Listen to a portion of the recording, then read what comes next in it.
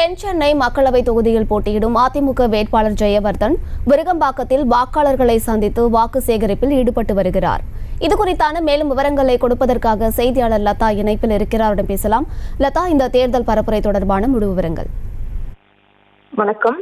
தென் சென்னை மக்களவை தொகுதிக்கு அதிமுக தரப்பில் வேட்பாளர் ஜெயவர்தன் தொடர்ந்து பிரச்சாரத்தை முன்னெடுத்து வரக்கூடிய நிலையில் இன்றைய தினம் விருகம்பாக்கம் தொகுதிக்கு உட்பட்ட பகுதிகளில் பிரச்சாரத்தை முன்னெடுத்து வருகிறார். அந்த வகையில் 127, 29 உள்ளிட்ட பல்வேறு அந்த வட்டங்களில் தொடர்ந்து வாக்காளர்களை சந்தித்து வாக்குகளை இரட்டை இலை சின்னத்திற்கு அந்த வாக்குகளை கேட்டு வருகிறார். தொடர்ந்து பிரச்சாரத்தை முன்னெடுத்து வரக்கூடிய நிலையில் இன்றைய தினம் விருகம்பாக்கம் தொகுதிக்கு உட்பட்ட பகுதிகளில் வாக்காளர்களை நேரில் சந்தித்து கடந்த 2014-19 ஜெயவர்தன் எம்பியாக இருந்த காலகட்டங்களில் இந்த தொகுதிக்கு தென் சென்னை தொகுதிக்கு என்ன மாதிரியான வளர்ச்சி திட்டங்கள் எல்லாம் கொண்டு வந்தார் என்பது குறித்தும், அதே போல தற்பொழுது இருக்கக்கூடிய எம்பி தமிழச்சி தங்கபாண்டியன் அவரினுடைய செயல்பாடுகள் எந்த விதத்தில் இருக்கிறது என்பது குறித்தும் மக்களிடையே எடுத்துரைத்து தொடர்ந்து இரட்டை இலை சின்னத்திற்கு வாக்குகளை சேகரித்து வருகிறார்.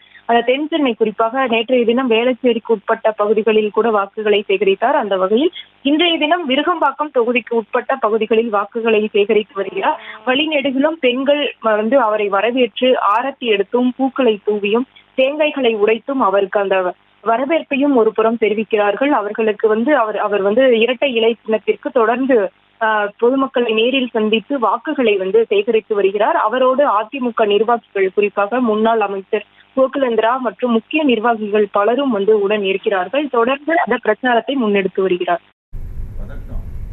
விவரங்களை வழங்கியமைக்கு நன்றி லதா. செய்திகளை உடனுக்குடனும் துல்லியமாகவும் தெரிந்து கொள்ள சப்ஸ்கிரைப் பண்ணுங்க.